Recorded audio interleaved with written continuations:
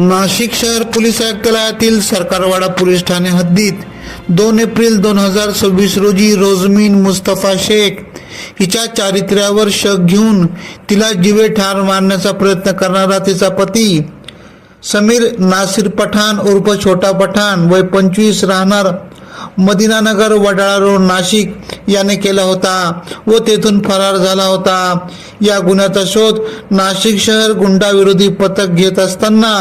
गोपनीय माहितीवरून गुंडा विरोधी पथकाचे पॉवरफुल पोलीस उपनिरीक्षक संदीप पवार यांनी आपल्या पथकातील विजयकुमार सूर्यवंशी, प्रदीप ठाकरे, सुनील आडके, राजेश राठोड, कल्पेश जाधव, अक्षय गांगुडे, घनश्याम महाले,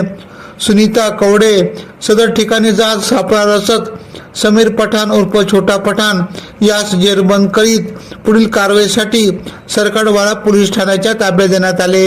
AKP न्यूज साठी ब्युरो चीफ अनवर खान पठाण, नाशिक।